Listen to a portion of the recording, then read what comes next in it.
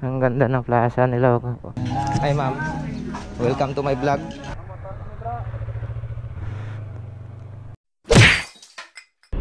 What's up mga kautol? Good morning, good morning.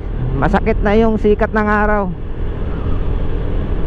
Mga kautol, susunduin natin si Sir Tor dito sa bayan ng Hamtik, Antique. Manggagaling pa siya sa Iloilo City. Mayroon kaming bibisitahin na isang tindahan or shop na nagtitinda ng motorcycles parts at saka mga helmets, motorcycle helmet dito sa Business Park San Jose, Antique. Dito na tayo sa bayan ng Hamtik, Antique, kung saan dito natin antayin si Sir Tor. Dito hindi masyadong mainit, pwede naman yata dito. Ayun, ito yung plaza ng Hamtik, Antique. Ang ganda ng plaza nila. Kahit maliit lang siya, pero maganda siya, malinis. So mayroon pang kabayo. Ayan, kita yung mga kautol. Leandro Locsin, full yun. So ayan. So yan mga kautol, kasama ko na si Sir Tor tsaka si Ma'am Champ dito sa likuran ko. Sumusunod sila sa atin. So bali, proceeding na kami dito sa Business Park San Jose, Antique. Ride lang. Medyo maraming mga sasakyan, mga tricycle na biglang sumusulpot. Tulad nito, yung signal light niya sa kanan, pero liliko siya ng kaliwa. Yan lang tayo dadaan.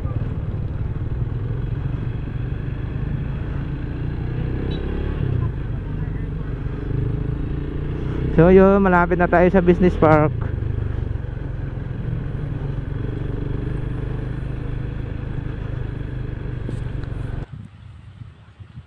Ayun, dito na kami sa Elijah Motorcycle Helmet Shop na matatagpuan sa Business Park San Jose, Antique.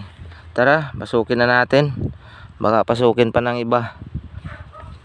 Ayan, ang daming helmet. Ibo, full face and half face. Iba't ibang klase, kulay at design. At mayroon din top box, gulong at lagayan ng tubig, para kung sakaling mag-ride kayo, may lagayan kayo ng tubig. At saka soon magkakaroon din sila ng Jabber helmet intercom. So tara na sa Elijah Motorcycle Helmet Shop. Dito na kami sa bayan na si Balom, Antique. Proceeding na kami sa sulong sa durog ni Isko. Natin sila rito sa sulong, yung pasyalan ng taga Sibalom.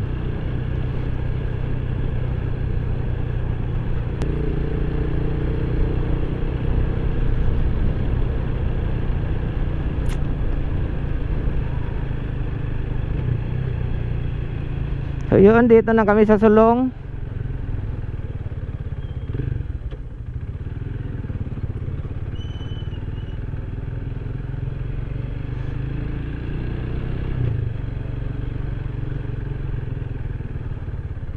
Sa durog ni Isko. Parang wala namang tao siguro. Alright, wala ang tao. Init na nga lang.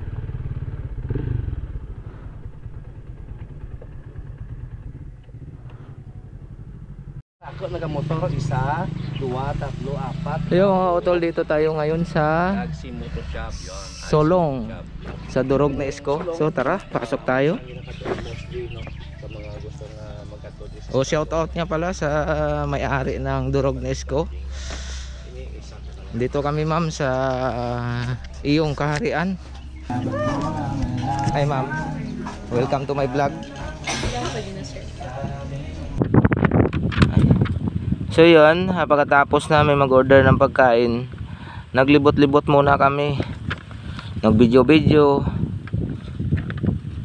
nagmuni-muni, nagkwentuhan.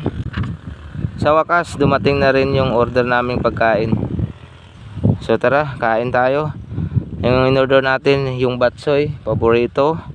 At saka in-order ni Ma'am Champ at saka ni Sir Tor, halo-halo lang kasi sobrang init ng panahon ngayon. Dito tayo ngayon sa Sulong Bridge. Ayan, mayroong ginawa sila rito, yung parang lawa. Ayun, tapos may bangka. Pwedeng sumakay dyan yan.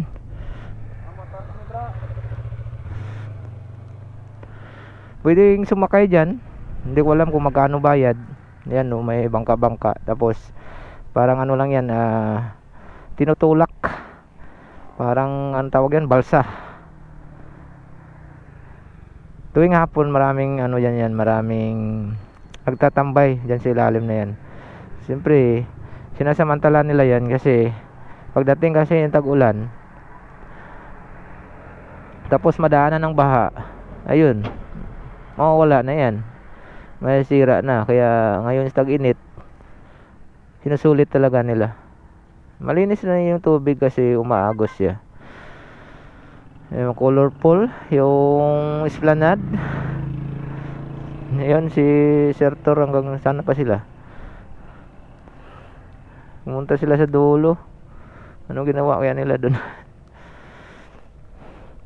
Yan, kumain kami ni Sir Tor dito sa ano, kasama si Ma'am Champ dito sa Durog na Isko. Ayun, ngayon papapicture lang sila rito.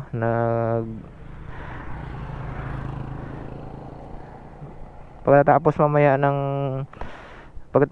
magpa-picture dito sa tulay ng sulong na to, babatsin na sila, babalik na sila sa Iloilo.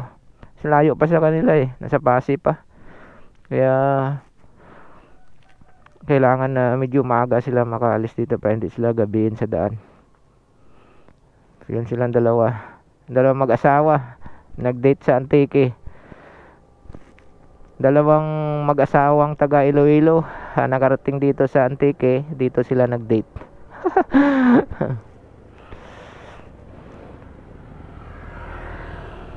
So yun, tapos na sila ni Sir Tor pa-picture dito sa Sulong Bridge.